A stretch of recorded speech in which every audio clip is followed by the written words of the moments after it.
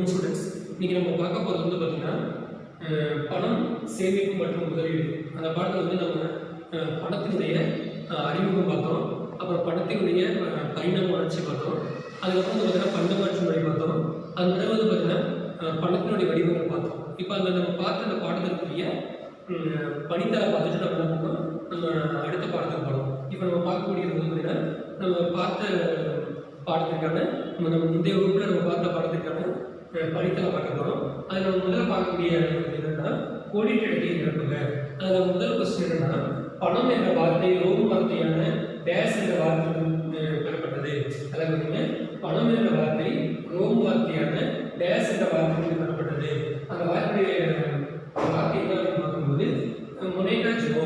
அதாவது மொனேட்டா ஜுனோ என்ற வார்த்தை வந்து பெறப்பட்டது. அதாவது பணம் என்ற வார்த்தை ரோம் வார்த்தையான மொனேட்டா ஜுனோ என்ற வார்த்தை வந்து பெறப்பட்டது. அடுத்து வந்து இரண்டாவது வினா இந்தியாவின் ரூபாய் என்று சொல்லு. இந்தியாவுடைய ரூபாய், இந்தியா வந்து நம்ம நாணயம், இந்தியாவுடைய ரூபாய் நம்ம என்ன சொல்லுவோம், ரூபாய் என்பது நம்முடைய நாணயத்துடைய பெயர், நம்மளுடைய பணத்தினுடைய பெயர் என்று சொல்லுவோம், ரூபாய் சொல்லுவோம். அந்த இந்தியாவுடைய அந்த பணத்தின் பெயரான அந்த ரூபாய் என்ற வார்த்தை வந்து பார்த்தீங்கன்னா சமஸ்கிருத வார்த்தை வந்து பெறப்பட்டது. இந்தியாவின் ரூபாய் என்ற சொல், இந்தியாவுடைய ரூபாய் என்ற சொல் சமஸ்கிருத வார்த்தை வந்து பெறப்பட்டது. இந்தியாவின் ரூபாய் என்ற சொல் சமஸ்கிருத வார்த்தை வந்து பெறப்பட்டது. அடுத்து வந்து பார்த்தீங்கன்னா ரூபியா என்ற சொல். இந்த ரூபியா என்ற சொல்லினுடைய பொருள் என்னன்னு பார்த்தீங்கன்னா வெள்ளி நாணயம். ரூபியா என்றால் வெள்ளி நாணயம் என்ற பொருள். ரூபியா என்றால் வெள்ளி நாணயம் என்ற பொருள். மீண்டும் ஒரு பார்க்கலாம். பணம் என்ற வார்த்தை ரோம் வார்த்தையான மொனேட்டா ஜுனோ என்ற வார்த்தை பெறப்பட்டது. மொனேட்டா ஜுனோ என்ற வார்த்தை பெறப்பட்டது. அடுத்தது இந்தியாவின் ரூபாய் என்ற சொல் சமஸ்கிருத வார்த்தை பெறப்பட்டது. இந்தியாவில் நம்ம பயன்படுத்தக்கூடிய பணத்தினுடைய மதிப்பு என்னன்னு சொல்லுவோம், பணத்தினுடைய மதிப்பினுடைய பெயர் நம்ம வந்து ரூபாய்ன்னு சொல்லுவோம், பணத்துடைய பெயர்னு சொல்லுவோம், ரூபாய்ன்னு சொல்லுவோம். அந்த ரூபாய் என்ற வார்த்தை வந்து சமஸ்கிருத வார்த்தை வந்து பெறப்பட்டது. அடுத்ததாக ரூபியா என்றால் வெள்ளி நாணயம் என்ற பொருள். ரூபியா என்றால் வெள்ளி நாணயம் என்ற பொருள். அடுத்ததாக மொனேட்டா ஜுனோ. இந்த மொனேட்டா ஜுனோ என்ற வார்த்தை இது வந்து பார்த்தீங்கன்னா ரோம் பெண் தெய்வம் மற்றும் ரோம் பேரரசு குடியரசு படத்தை குறிப்பிடுகிறது. இந்த மொனேட்டா ஜுனோ என்ற வார்த்தை ரோம் பெண் தெய்வத்தையும் மற்றும் ரோம் பேரரசின் குடியரசு படத்தையும் குறிக்கிறது. அதாவது மொனேட்டா ஜுனோ என்ற வார்த்தை ரோம் பெண் தெய்வத்தையும் மற்றும் ரோம் பேரரசின் குடியரசு படத்தையும் குறிக்கிறது. அடுத்ததாக நம்ம பார்க்கக்கூடிய புதுவினா முதல் வினா பார்த்தீங்கன்னா பணத்திற்கு ராபர்ட்சன் கூறிய வரையறையை எழுதுக. பணத்திற்கு ராபர்ட்சன் கூறிய வரையறையை எழுதுக. அது வரையறை என்னன்னா பொது ஏற்புத்தன்மையை அடிப்படையாக கொண்டு பண்டங்கள் வாங்கும் பொழுது, புதிய ஏற்புத்தன்மையை அடிப்படையாக கொண்டு பண்டங்கள் வாங்கும் பொழுது அதற்கான செலுத்து தொகையாக அனைவராலும் ஏற்றுக்கொள்ளக்கூடிய எதனையும் பணம் என்று கூறலாம். மீண்டும் ஒருமுறை பணத்திற்கு ராபர்ட்சன் கூறிய வரையறையை எழுதுக அப்படின்னு என்ன சொன்னா பொது ஏற்புத்தன்மையை அடிப்படையாக கொண்டு பண்டங்கள் வாங்கும்போது அதற்கான செலுத்து தொகையாக அனைவராலும் ஏற்றுக்கொள்ளக்கூடிய எதனையும் பணம் என்று கூறலாம். மீண்டும் ஒருமுறை பார்க்கலாம். கோடிட்ட நிரப்புக. அது முதல் கொஸ்டின் என்ன பார்த்தீங்கன்னா பணம் என்ற வார்த்தை ரோம் வார்த்தையான டேஸ் என்ற வார்த்தையிலிருந்து பெறப்பட்டது. அதற்கான ஆன்சர் பார்த்தீங்கன்னா மொனேட்டா ஜுனோ. அடுத்து வந்து இந்தியாவின் ரூபாய் என்ற சொல் டேஸ் வார்த்தைக்கு பெறப்பட்டது. இந்தியாவின் ரூபாய் என்ற சொல் டேஸ் வார்த்தைக்கு பெறப்பட்டது. இது வந்து சமஸ்கிருத வார்த்தைக்கு பெறப்பட்டது. இந்தியாவின் ரூபாய், இந்த ரூபாய்ங்கிறது என்னது, இந்தியாவுடைய பணத்தின் பெயர் என்று சொல்லுவோம், இந்தியாவுடைய பணத்தின் பெயர் என்று சொல்லுவோம், ரூபாய் சொல்லுவோம். அந்த ரூபாய் என்ற வார்த்தை சமஸ்கிருத வார்த்தைக்கு பெறப்பட்டது. சமஸ்கிருதம் புரிஞ்சுக்கிறீங்களா? அந்த சமஸ்கிருத வார்த்தைக்கு பெறப்பட்டது. அடுத்து ரூபியா என்ற வார்த்தை பொருள் என்னன்னா வெள்ளி நாணயம். ரூபியா என்ற வார்த்தை பொருள் என்று பார்க்கும்போது அதற்கு வெள்ளி நாணயம் என்று பொருள்படும். அடுத்ததாக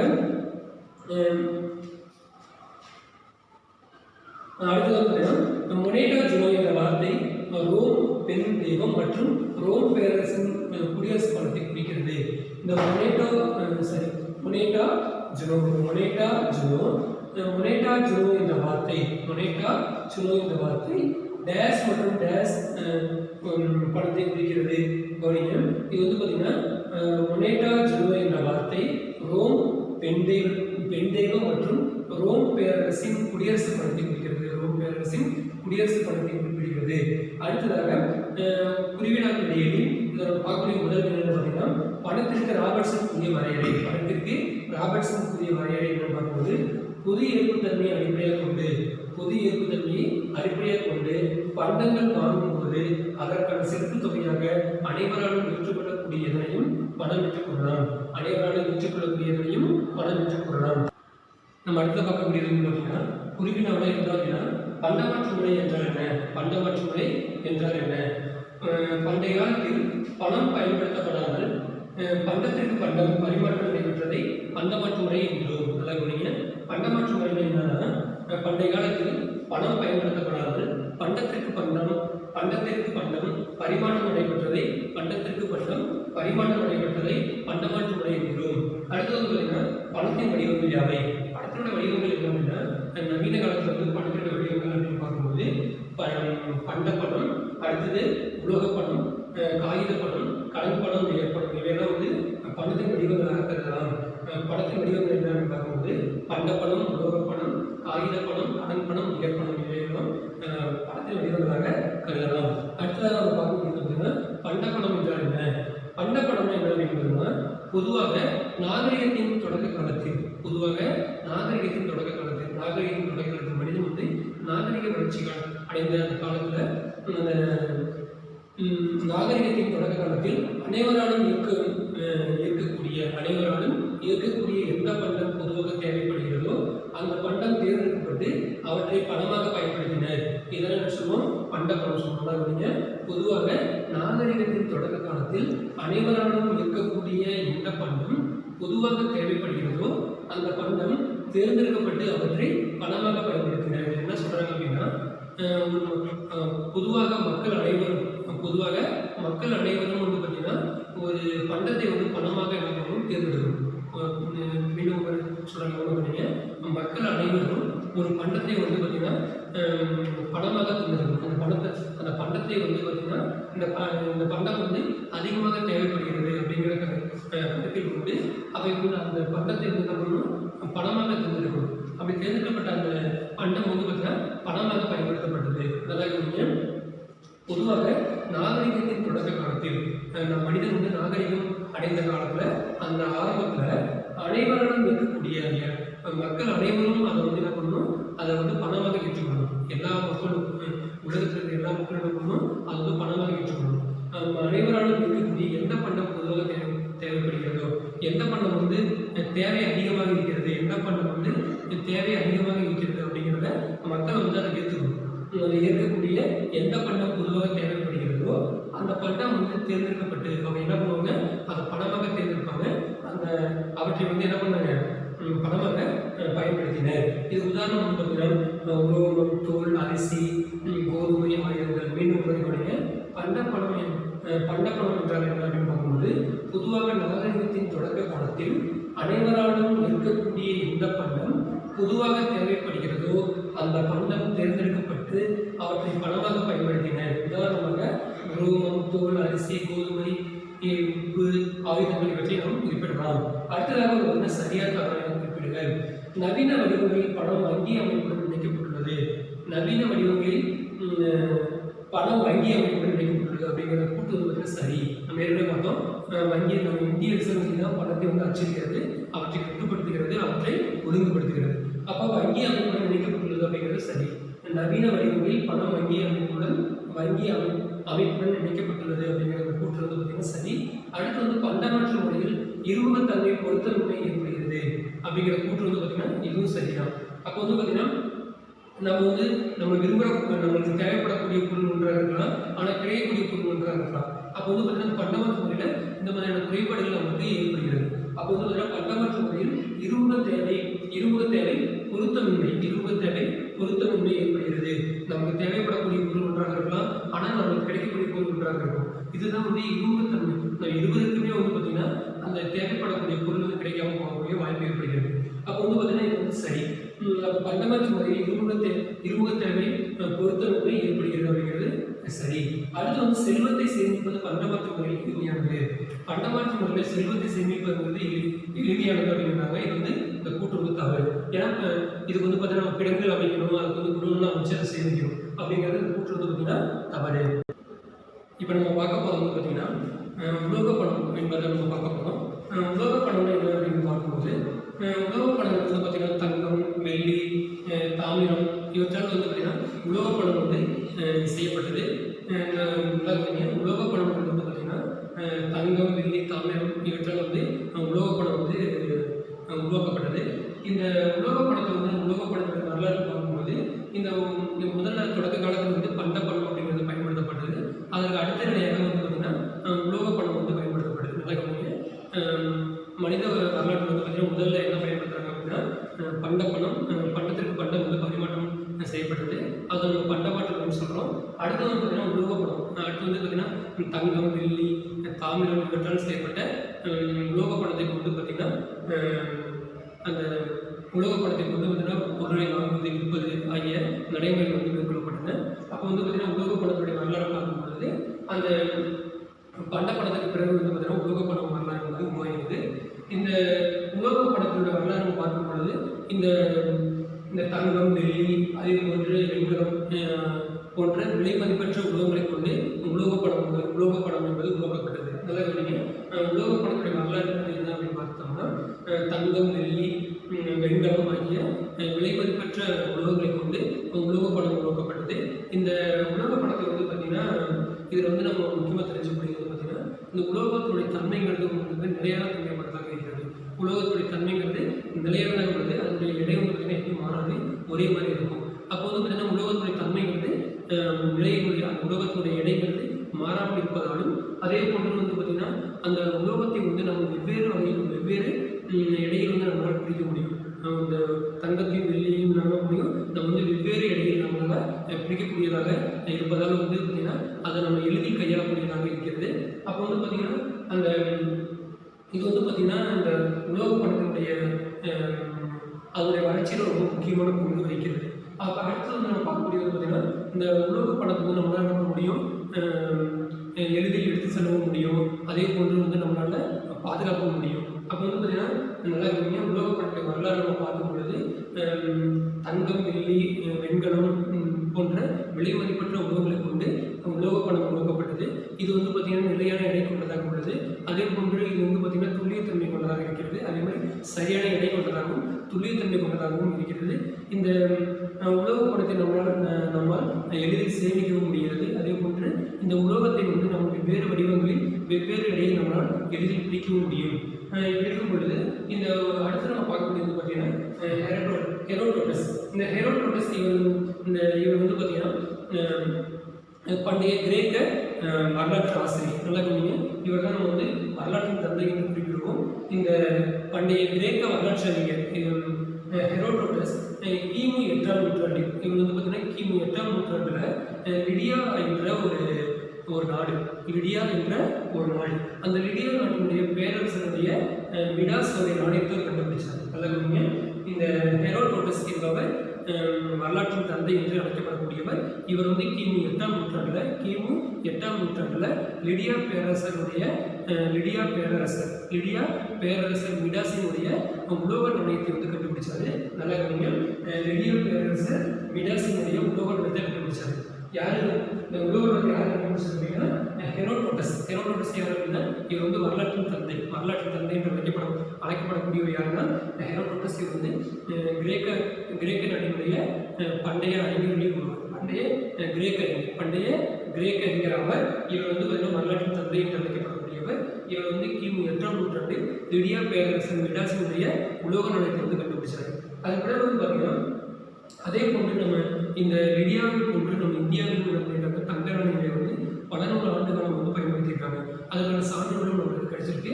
அது வந்து உதாரணமாக பார்த்தீங்கன்னா அடுத்து நம்ம பார்க்கக்கூடியது பார்த்தீங்கன்னா உலோக நாணயங்கள் வெளியிட்டவங்கள முக்கியமானவர்கள் நம்ம கருதக்கூடியது அப்படின்னா சீனா, அப்புறம் மத்திய கிழக்கு இந்தியா, அப்புறம் வந்து பார்த்தீங்கன்னா இந்தியா. இந்த நாடுகள் என்னன்னு சொன்னால் உலோக நாணயங்களை வெளியிட்டவங்கள முக்கியமானவங்க.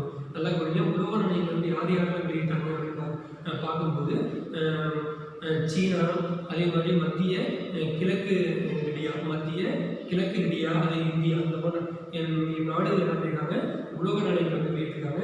அடுத்து நம்ம பார்க்கக்கூடியது பார்த்தீங்கன்னா, நம்ம இந்தியாவில் கிமு 6ஆம் நூற்றாண்டில் மகாஜனபதங்கள் அப்படின்ற ஒரு ஆட்சி நம்ம இந்தியாவில் நடந்துச்சு. மகாஜனபதங்கள் அப்படின்னு என்னன்னா, ஸ்ரீ அரசியலாக ஒன்று சேர்ந்து ஒரு ஆட்சியை வந்து ஏற்படுத்தியிருந்தாங்க. அதை நம்ம என்ன சொல்லுவோம், மகாஜனபதங்கள் அப்படின்னு சொல்லுவோம். அந்த மகாஜனபத ஆட்சி காலத்தில் வந்து பார்த்தீங்கன்னா கிமு 6ஆம் நூற்றாண்டில் இந்தியாவில் என்ன பண்ணியிருக்காங்க, நாணயங்கள் வந்து பயன்படுத்தியிருக்காங்க. அந்த உலோக நாணயங்கள் பயன்படுத்தியிருக்காங்க. அந்த உலோக நாணயங்கள் என்ன அப்படின்னா, அந்த உலோக நாணயத்துடைய பேர் வந்து பார்த்தீங்கன்னா பூரநாசு, கர்சப்பணம், பனாஸ், இதெல்லாம் வந்து பார்த்தீங்கன்னா இந்த கிமு 6ஆம் நூற்றாண்டில் மகாஜனபத ஆட்சி காலத்தில் இந்தியாவில் பயன்படுத்தப்பட்ட நாணயங்களாக நம்ம குறிப்பிடலாம். அப்போ வந்து பார்த்தீங்கன்னா இந்தியாவில் இந்த நாணயங்கள் பயன்படுத்தப்பட்டது. நல்லா கவனிங்க. கிமு 6ஆம் நூற்றாண்டில் இந்த இந்தியாவில் கிமு 6ஆம் நூற்றாண்டில் பயன்படுத்தப்பட்ட நாணயங்கள் என்ன அப்படின்னு பார்த்தோம்னா, முதல்ல வந்து பூரராஸ் அப்படின்ற ஒரு நாணயம், அடுத்து வந்து பார்த்தீங்கன்னா கர்சப்பணம் என்ற ஒரு நாணயம், அடுத்து வந்து பார்த்தீங்கன்னா பனாஸ் என்ற நாணயம். இவையெல்லாம் வந்து பார்த்தீங்கன்னா கிமு 6ஆம் நூற்றாண்டில் இந்தியாவில் பயன்படுத்தப்பட்ட நாணயங்களாக நம்ம கருதலாம். இவையெல்லாம் இந்தியாவில் பயன்படுத்தியிருக்காங்க நாணயங்கள்.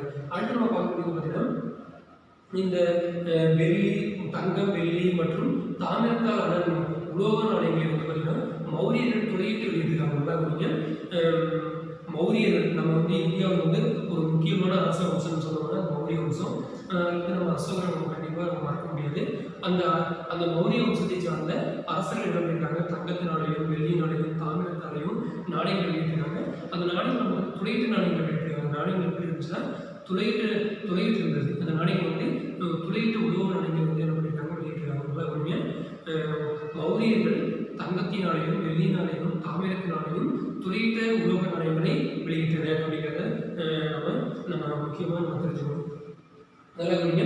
அடுத்து நம்ம பார்க்கக்கூடியது பார்த்தீங்கன்னா, இந்தியாவில் வந்து பார்த்தீங்கன்னா கிரேக்க குசானாசர்கள், இந்தியாவில் கிரேக்க குசானாசர்கள், நம்ம குசானாசர்கள் தெரியும். இந்த ஹர்ஷர் நம்மளுக்கு மறந்துட முடியாது.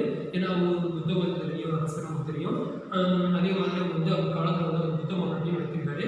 அந்த நம்ம சிறப்புக்குரிய அந்த குசானா வம்சத்தை சார்ந்த இந்திய கிரேக்க குசானாசர்கள், இவங்க வந்து பார்த்தீங்கன்னா இது கிரேக்க முறைப்படி வந்து பார்த்தீங்கன்னா இவங்க ஃபாலோ பண்ணுற முறை வந்து பார்த்தீங்கன்னா கிரேக்கர்கள் பின்பற்றுற முறைப்படி என்ன பண்ணியிருக்காங்க, நாணயங்களை வந்து சித்திரங்களை வந்து குறித்து நாணயங்களை வெளியிட்டனர். நல்லா கவனிங்க.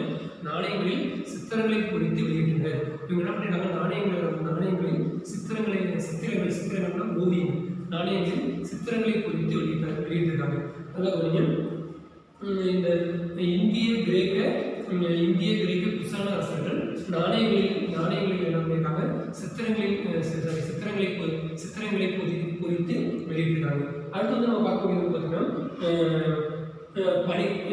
கிபி 12ஆம் நூற்றாண்டில் டெல்லி ஆட்சி செய்த துருக்கிய சுல்தான்கள். நல்லா கவனிங்க.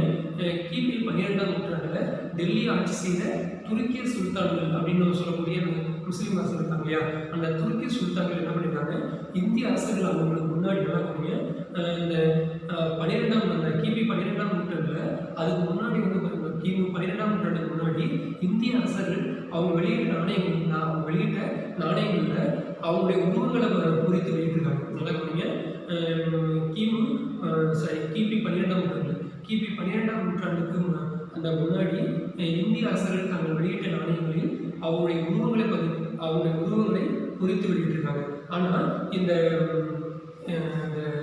டெல்லி ஆட்சி செய்த துருக்கிய அரசர்கள் என்ன பண்ணுறாங்க, கிபி 12ஆம் நூற்றாண்டில் அவங்க ஆட்சி வந்த அந்த கிபி 12ஆம் நூற்றாண்டில் அந்த அவர்கள் வெளியிட்ட நாணயங்களில் என்ன பண்ணியிருக்காங்க, அந்த இந்திய அரசனுடைய உருவங்களை நீக்கிட்டு இஸ்லாமிய எழுத்துக்களை குறித்து வெளியிட்டாங்க. நல்லா கவனிங்க.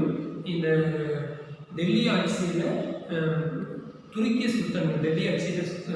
சுல்தான்கள் இந்திய அரசர்களுடைய அந்த உருவங்களை நாணயங்களிலிருந்து நீக்கிவிட்டு அந்த இஸ்லாமிய எழுத்துக்களை குறித்து வெளியிட்டாங்க. நல்லா கவனிங்க.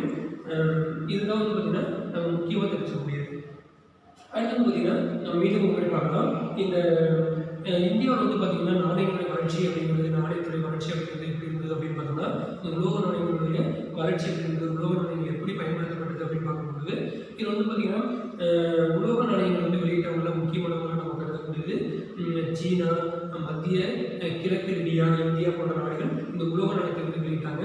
அதில் வந்து முக்கியமாக நம்ம பார்க்கக்கூடியது பார்த்தீங்கன்னா நம்ம இந்தியாவில் வந்து பார்த்தீங்கன்னா கிமு 6ஆம் நூற்றாண்டில் மகாஜனபத ஆட்சி காலத்தில் வந்து பார்த்தீங்கன்னா மகாஜனபதர்கள் ஆட்சி காலத்தில் இந்த உலோக நாணயங்கள் அப்படிங்கிறது வெளியிடப்பட்டது. அது வந்து பார்த்தீங்கன்னா முக்கியமாக நம்ம வந்து அந்த மகாஜனபத ஆட்சி காலத்தில் வந்து பார்த்தீங்கன்னா இந்த பூரணாஸ், அடுத்து வந்து பார்த்தீங்கன்னா கர்சபணம், அடுத்ததாக பனாஸ், இந்த மாதிரி போன்ற நாணயங்கள் வந்து இந்த மகாஜனபத ஆட்சி காலத்தில் வந்து வெளியிடப்பட்ட முக்கியமான நாணயங்களாக நாம் கருதலாம். அடுத்து வந்து பார்த்தீங்கன்னா இந்த மௌரிய மன்னர்கள் வந்து தங்கத்தினாலையும் வெள்ளி, தாமிரத்தால் ஆன நாணயங்களை வந்து துறையிட்டு வெளியிட்டாங்க. அதாவது மௌரிய அரசர்கள் தங்கம், வெள்ளி மற்றும் தாமிரத்தால் ஆன நாணயங்களை துறையிட்டு வெளியிட்டாங்க. அதாவது துறையிட்ட நாணயங்களை வந்து வெளியிட்டாங்க. அவங்க வந்து அடுத்தது பார்த்தீங்கன்னா இந்த இந்திய கிரேக்க குசான அரசர்கள் கிரேக்க முறைப்படி, கிரேக்க நாட்டில் பின்பற்றுகின்ற அந்த முறைப்படி அவர்கள் வந்து அவங்க வெளியிட்ட நாணயங்களை சித்திரங்களை பொறித்து வெளியிட்டாங்க. அவங்க வந்து பார்த்தீங்கன்னா இந்த நாணயங்களில் வந்து சித்திரங்களை பொறிப்பது வந்து பார்த்தீங்கன்னா கிரேக்க நாட்டில் தான் இந்த முறையை வந்து பின்பற்றுவாங்க. அதே முறையை தான் வந்து பார்த்தீங்கன்னா குசான அரசர்களும் அவங்க வெளியிட்ட நாணயங்களில் சித்திரங்களை பொறித்து வெளியிட்டாங்க. அதுக்கு அடுத்தது பார்த்தீங்கன்னா முஸ்லீம் அரசர்கள், குறிப்பாக வந்து பார்த்தீங்கன்னா டெல்லியை ஆட்சி செய்த துருக்கிய சுல்தான்கள் என்ன பண்ணுறாங்க, அந்த நாணயங்களை இந்திய அரசுடைய உருவங்களை நீக்கிவிட்டு அவர்களுடைய டெல்லி சுல்தான்கள் வந்து அவங்களுக்கு முன்னாடி இருந்த அரசுடைய அவங்க பின்பற்றிய அந்த முறையான அந்த நாணயங்களை அரசுடைய உருவங்களை பதிக்கின்ற அந்த முறையை நீக்கிவிட்டு, அந்த அரசுடைய உருவத்தை நீக்கிவிட்டு அந்த இஸ்லாமிய எழுத்துக்கள், அந்த நாணயங்களை என்ன பண்ணுறாங்க, இஸ்லாமிய எழுத்துக்களை குறித்து வெளியிட்டாங்க. அடுத்து வந்து பார்த்தீங்கன்னா இதுதான் நம்ம முக்கியமாக தெரிஞ்சுக்கூடியது. நம்ம மீண்டும் ஒரு முறை பார்க்கலாம்.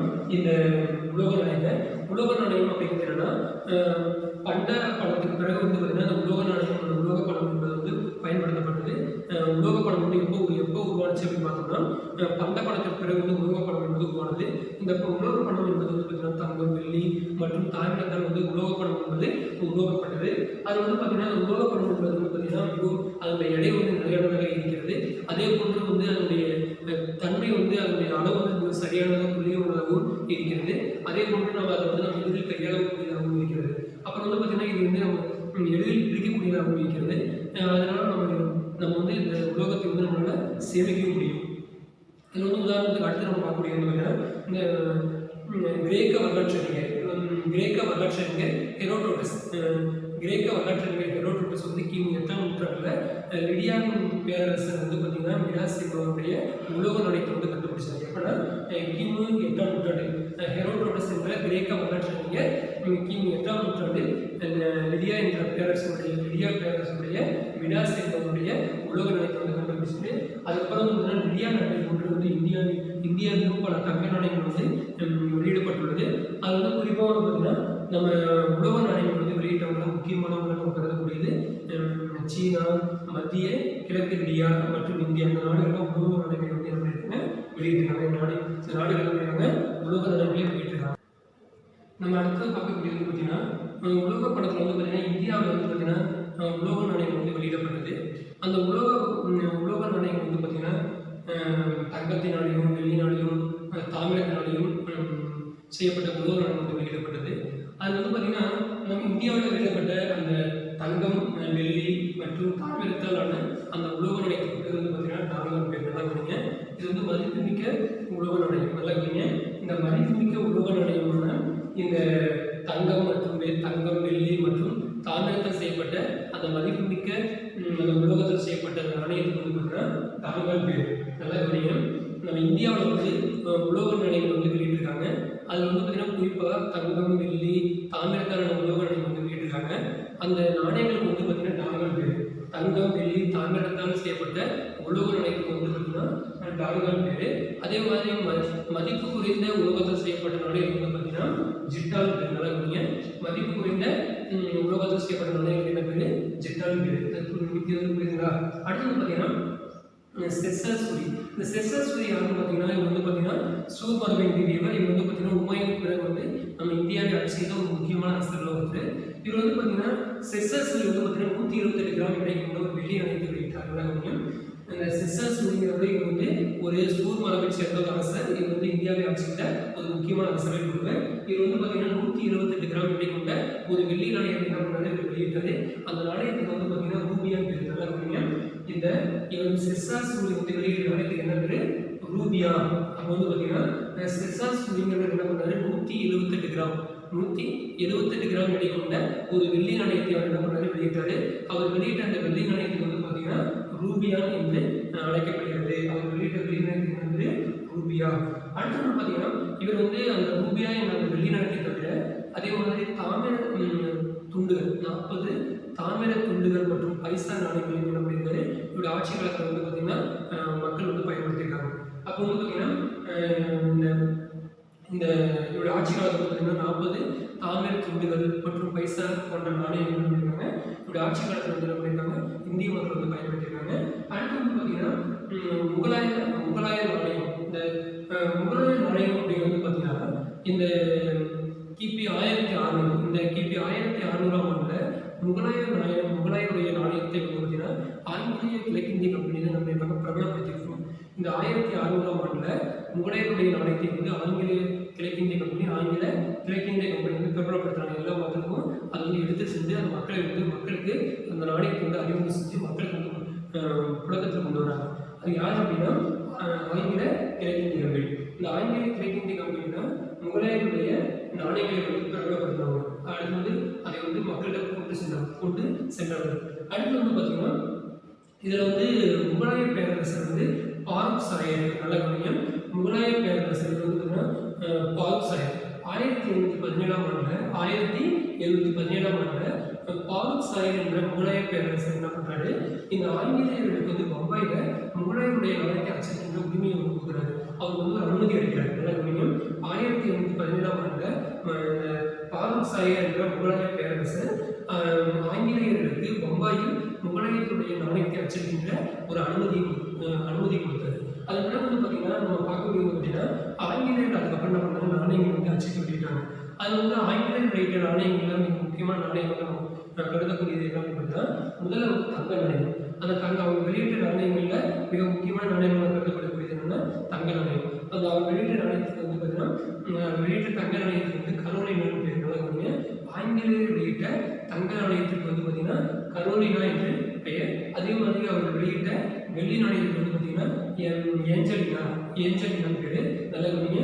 ஆங்கிலேயர் வெளியிட்ட தங்க நாணயத்திற்கு வந்து பார்த்தீங்கன்னா கரோலினா என்று பெயர். அதே போன்று அவர் வெளியிட்ட வெள்ளி நாணயத்துக்கு வந்து பார்த்தீங்கன்னா ஏஞ்சலினா பேர். அடுத்து வந்து பார்த்தீங்கன்னா அவர் வெளியிட்ட செம்பு நாணயத்துக்கு வந்து பார்த்தீங்கன்னா கப்ரூன் பேர். அவர் வெளியிட்ட செம்பு நாணயத்துக்கு வந்து என்ன பேர் அப்படின்னா கப்ரூன் பேர்.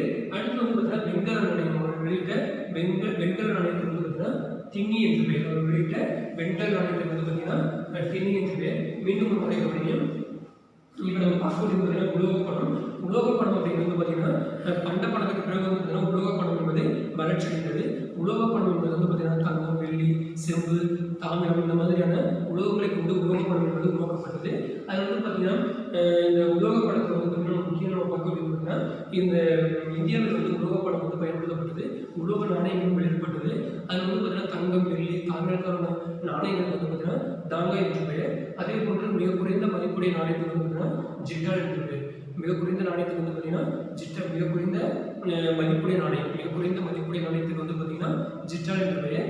அதே போன்று வந்து பார்த்தீங்கன்னா நம்ம இந்தியாவில் வந்து சிஸ்டர் சூரி என்ற சூர் மரபை சேர்ந்த அரசர் வந்து பார்த்தீங்கன்னா அவர் வந்து ஒரு 178 கிராம் எடை கொண்ட வெள்ளி நாணயத்தை வெளியிட்டாரு. அந்த வெள்ளி நாணயத்துக்கு வந்து பார்த்தீங்கன்னா ரூபியா என்று பெயர். அவர் வந்து வெளியிட்ட வெள்ளி நாணயத்துக்கு வந்து பார்த்தீங்கன்னா ரூபியா என்று பெயர். அடுத்து வந்து பார்த்தீங்கன்னா இதனுடைய ஆட்சி காலம் வந்து பார்த்தீங்கன்னா 40 தாமிர துண்டுகள் மற்றும் பைசா போன்ற நாணயங்கள் வந்து வழக்கத்தில் இருந்திருக்கு. அதே போன்று வந்து பார்த்தீங்கன்னா பிறகு வந்து பார்த்தீங்கன்னா நம்ம இந்தியாவில் கிபி 1600ஆம் ஆண்டில் முகலாயர்கள் என்ன பண்ணாங்க? அந்த முகலாயருடைய 1600ஆம் ஆண்டு முகலாயருடைய அந்த நாணயங்களை ஆங்கில கிழக்கிந்திய கம்பெனி வந்து அவங்களுடைய நாணயங்களை வந்து பிரபலப்படுத்துறாங்க. இது வந்து கிபி 1600ஆம் ஆண்டில் முகலாயருடைய நாணயங்களை ஆங்கில கிழக்கிந்திய கம்பெனி என்ன பண்ணுறாங்க? பிரபலப்படுத்துறாங்க. அதுக்கப்புறம் வந்து பார்த்தீங்கன்னா 1817 இந்த முகலாய பேரரசர் பாரூக் சாயர் என்பவர் வந்து பார்த்தீங்கன்னா ஆங்கிலேயர்களுக்கு அந்த பம்பாயில் அந்த முகலாயருடைய நாணயங்களை அச்சடிக்கின்ற அனுமதி கொடுக்குறாரு. 1817ஆம் ஆண்டு முகலாய பேரரசர் ஆல்சயர் ஆங்கிலேயர்களுக்கு பம்பாயில் முகலாயருடைய நாணயங்களை வச்சிருக்கின்ற அனுமதி கொடுத்தாரு. அடுத்து வந்து பார்த்தீங்கன்னா ஆங்கிலேயர்கள் என்ன பண்ணியிருக்காங்க, அவருடைய காலகட்டத்தில் வந்து பல்வேறு நாணயங்கள் வந்து அச்சிட்டு வெளியிட்டாங்க. அதில் வந்து முக்கியமானது பார்த்தீங்கன்னா அவர் வெளியிட்ட தங்க நாணயம். ஆங்கிலேயர் வெளியிட்ட தங்க நாணயத்துக்கு வந்து பார்த்தீங்கன்னா கரோலினா என்ற பெயர். அவர் வெளியிட்ட வெள்ளி நாணயத்துக்கு வந்து பார்த்தீங்கன்னா ஏஞ்சலினான்னு பேர். அடுத்து வந்து பார்த்தீங்கன்னா அவர் வெளியிட்ட செம்பு நாணயத்துக்கு வந்து பார்த்தீங்கன்னா கப்ரூன் என்ற பெயர். அடுத்து அவர் வெளியிட்ட வெண்கல நாணயத்துக்கு வந்து பார்த்தீங்கன்னா விண்ணின் பேர். மாணவர்கள் பாடம் உங்களுக்கு புரிஞ்சுக்கணும்னு நம்புகிறேன். நீங்கள் வந்து பார்த்தீங்கன்னா அடுத்த வகுப்பில் வந்து பார்த்தீங்கன்னா இந்த பாடத்துக்கு வினா படித்தால் பார்த்து அதுக்கப்புறம் வந்து பார்த்தீங்கன்னா நம்ம வந்து அடுத்தது வந்து பார்த்தீங்கன்னா என்ன பார்க்க போகிறோம் அப்படின்னா காகித பணம் மற்றும் நிகழ்பணம், அடுத்தது வந்து பார்த்தீங்கன்னா கடன் பணம் அப்படிங்கிற பாடத்தை பார்க்கலாம். நன்றி மாணவர்களே.